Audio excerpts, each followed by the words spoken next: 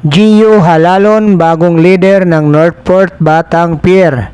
At good news, si Scotty Thompson magbabalik na sa Barangay Ginebra lineup. At Allen Durham excited nang makaharap muli si Justin Brownlee at ang Barangay Ginebra San Miguel. Ito ngayon mga lods ang ating pag-uusapan sa video natin ito, ngunit kung nais mong suportahan ang aking munting YouTube channel, humingi po ako ng likes, share and subscribe. Maraming salamat. Si Gio Halalon nga mga lods ay kamakailan lang na i-trade papunta dito sa Northport Batang Pier. At ayon dito sa report ng Spin, Gio Halalon embraces bigger role in move to Northport. So na-trade niya itong si Gio Halalon kasama si Abo Trotter kapalit kay Sab Lucero. Ngayon itong si Gio Halalon ay inaasahan ni Coach Bonitan na magiging primary point guard ng Kupunan. So ayon nga mismo ito dito sa report ng Spin at dito sa panayam sa kanya ni Sir Jonas Tirado ay pinapractice na nga ni Coach Bonitan itong si Gio Halalon sa kanyang offense.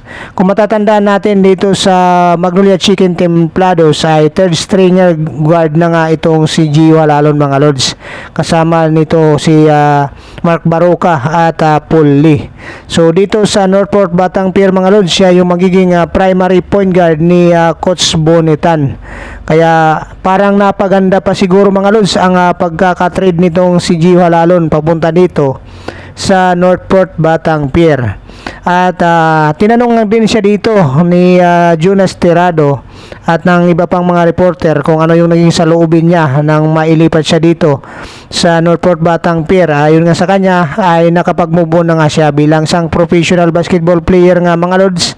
Ang importante ay mayroon pa siyang team dito sa PBA. Yun ang mahalaga naman sa sinabi nitong si Gio Halalon. At blessing in disguise nga mga lods dahil lubos na pinagkakatiwalaan siya ni Coach Bonitan at siya nga yung magiging primary point guard ng Kupunan dito sa PBA Governors Cup. Kaya good luck na lang dito kay Gio Halalon at parang napaganda pa ang pagkakatrade sa kanya.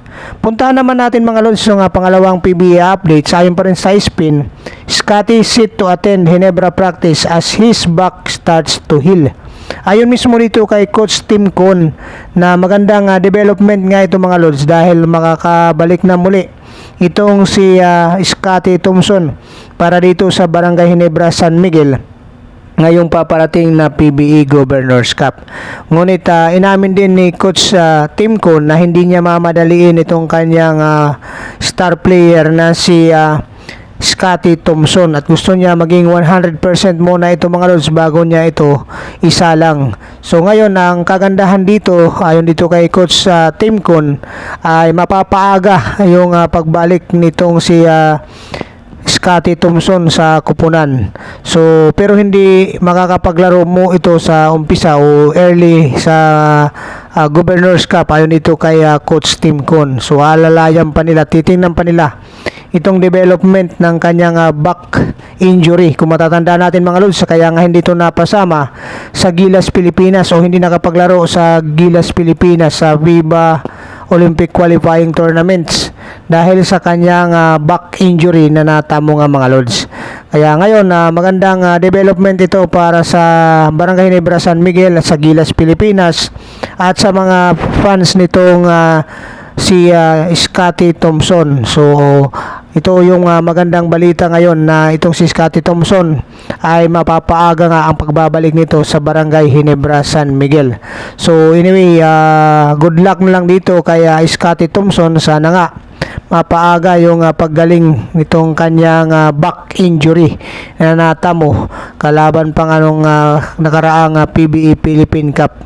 So ito yung maganda dito sa balitang ito mga lods na makakabalik na itong si Scotty Thompson dito sa Barangay Ginebra San Miguel. Bagamat marami silang mga bagong player, nandyan si RJ Abarientos, nandyan pa si Stephen Holt. So mas iba pa rin mga lods kung makakabalik itong Scotty Thompson. So sa tingin nyo ba mga lods, mas lalong magiging deadly itong trio ng Barangay Ginebra San Miguel.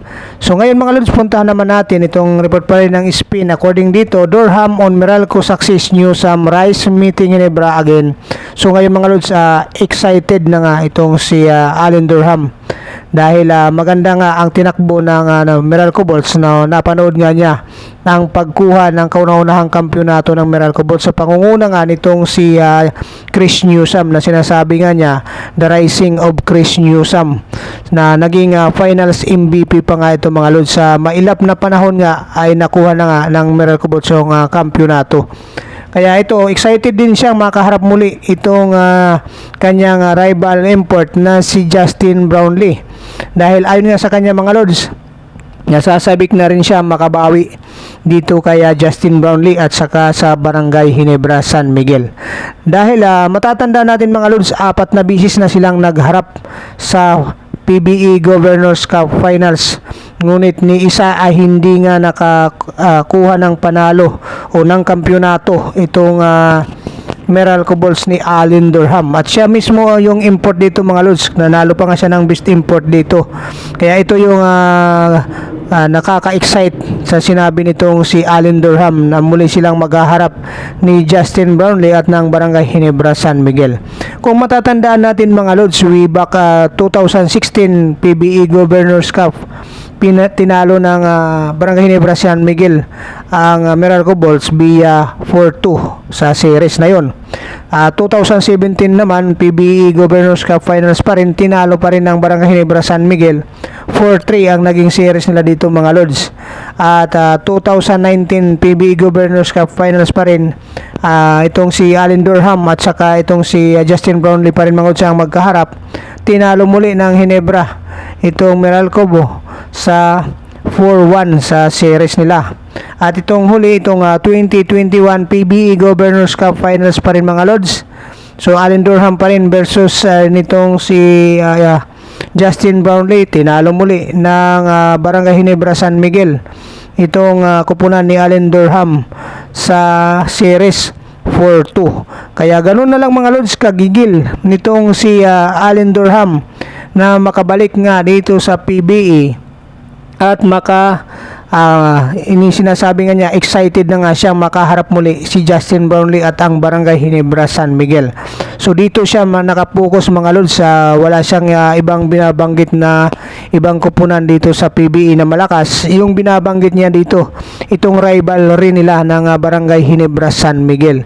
So kapanabik nga mga lods naman talaga na magkakaharap muli sila ng kanyang dating rival na si Justin Brownlee at ang Barangay Ginebra San Miguel, given na naging champion nga itong Meralco Bolts.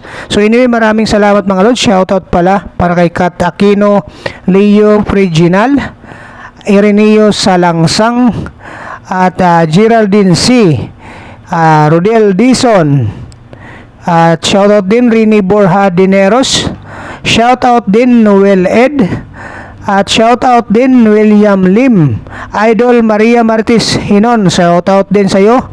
Idol Alijo Rodillas Jr., shoutout din sa iyo.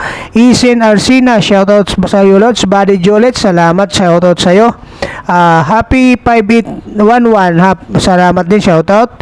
Jutors Channels, Lucin Boy TV at saka Cecil Torino TV, maraming salamat din lods, shoutout.